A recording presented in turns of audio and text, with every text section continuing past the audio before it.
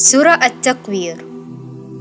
In Mecca, during the early days of Islam, many people did not believe in life after death or the Day of Judgment. To help them understand and picture what will happen on the Day of Judgment, Allah subhanahu wa ta'ala sent Surah At-Taqwir and Surah Infitar around the same time. The surah starts by describing when the world ends. The sun will fold up and stop giving light. The stars will also lose their light and fall from the sky, and the mountains will move away from their places. Even pregnant she-camels, which were very valuable to people living in the desert, will be forgotten, and people will leave them behind. Everyone will be so scared and worried that they will not care about the things they used to love or value. Animals will be scared too. Another surprising thing is that water usually puts out fire. But on the Day of Judgment, the oceans and seas will be set on fire. Then Allah subhanahu wa ta'ala will reunite our souls with our bodies. On that day, good people will be together with other good people in Jannah, and bad people will be with other bad people in Jahannam. Some people were very bad before Islam came and would bury their baby girls alive because they thought having sons was better and that daughters were a burden. Some of them would bury the babies right after they were born, and some would wait until they were even 6 years old. Unfortunately, this was normal, so the little baby girls had no control and couldn't defend themselves. So, on the Day of Judgment, the girls who were buried will be asked, "Why were you killed?" This gives the little girl a voice to defend herself, shows that she did nothing wrong, and helps us understand how unfair it was to hurt her just for being a girl. This teaches us that every life is very important. We should always treat everyone with kindness and respect, whether they are boys or girls, because to Allah subhanahu wa ta'ala, both have the same value. Alhamdulillah, after Prophet Muhammad sallallahu alaihi wasallam brought Islam to Arabia, burying baby girls alive became illegal, and more people learned to value and respect females. On the Day of Judgment, everyone's deeds will be shown, and all the pages of our good and bad actions will be laid out in the open. The sky will be torn apart, and the hellfire will be burning. Some people say that when the sky is torn away, we will be able to see Allah's kingdom. Allah subhanahu wa ta'ala will also bring paradise close to us. On that day, everyone will clearly know all the good and bad things they did in their life. Now, did you know that some people used to believe that stars could tell the future or give signs?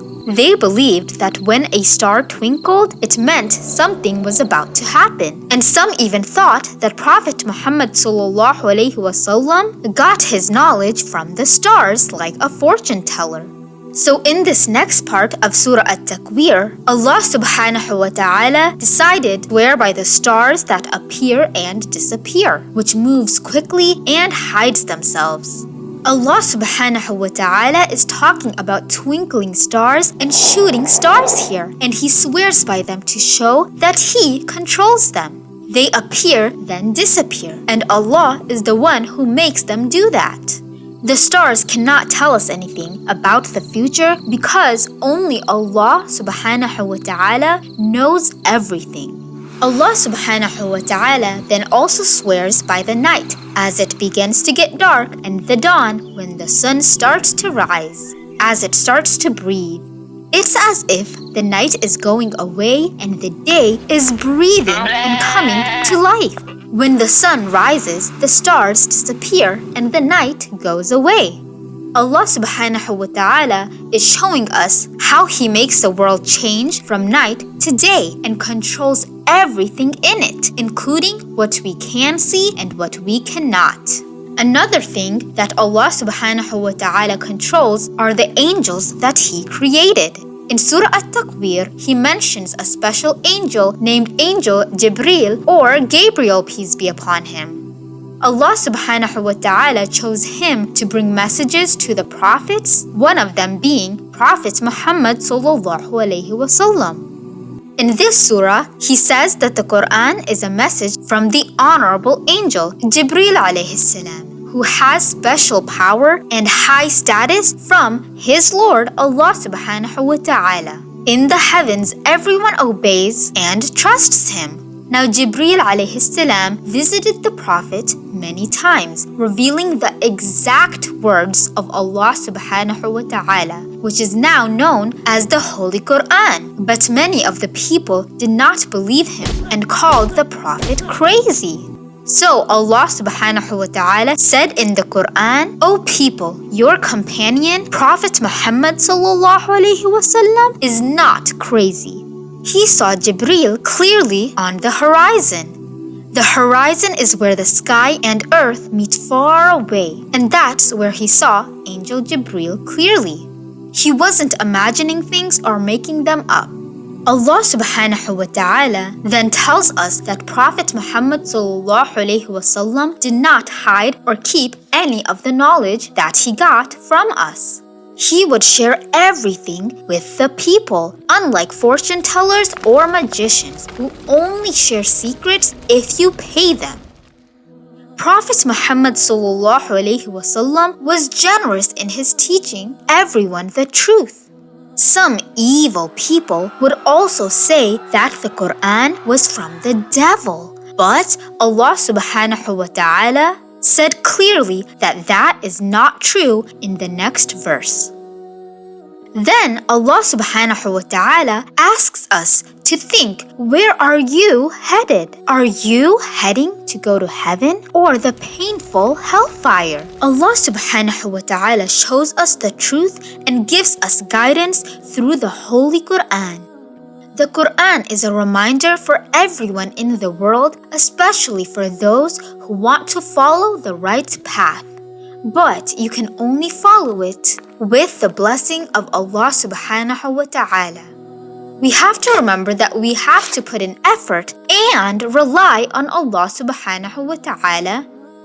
For an example, if you want to do well in school, you need to study and work hard, right? But even after studying, you should pray to Allah subhanahu wa ta'ala and trust Him because He will decide what happens. Some people think, I can do everything on my own and I don't need anyone's help, but that is not true. We always need Allah subhanahu wa ta'ala's help. On the other hand, some people might think, I won't do anything because Allah subhanahu wa ta'ala will take care of it all for me. But that is also not the right way to think either. Allah subhanahu wa ta'ala wants us to try our best and then He will help us. There is a beautiful hadith where Allah subhanahu wa ta'ala says that whoever comes to me walking, I will come to them running. This hadith is a beautiful way of Allah showing how much He loves and cares for us. It means that if we take small steps toward Allah subhanahu wa ta'ala, He will come to us with even more love and kindness. If we try even a little bit to get closer to Him by praying, being kind, and doing other good things, Allah subhanahu wa ta'ala will be even more excited to be close to us and help us. So, let's remember to always try our best to be good Muslims and put our faith in Allah subhanahu wa ta'ala, the creator of the universe. Now, before we get to our 10 facts of Surah At-Taqwir, don't forget to like this video and subscribe to our channel so we can reach 500,000 friends and more people can benefit from these Islamic videos. Now, important facts about Surah At-Taqwir. Number 1. Surah At-Taqwir has 29 sentences. Number 2. The meaning of Taqwir is folding up. Number 3. This surah's name came from the very first sentence. Number 4. This surah was sent in Mecca. Number 5. Surah At-Taqwir, Infitar and Inshiqaq helps us picture what the Day of Judgment will be like. Number 6. Whoever recites this surah will be happy on the Day of Judgment, when the book of deeds of people will be open.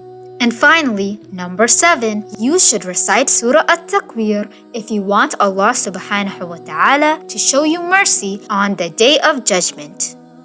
Support our work this Ramadan by giving a one-time donation or becoming a monthly donor. Every gift helps us continue making Islamic videos and sharing knowledge. It is Sadaqah Jariyah, an ongoing charity that will bring you rewards for many years to come. And until next time, Assalamu alaikum.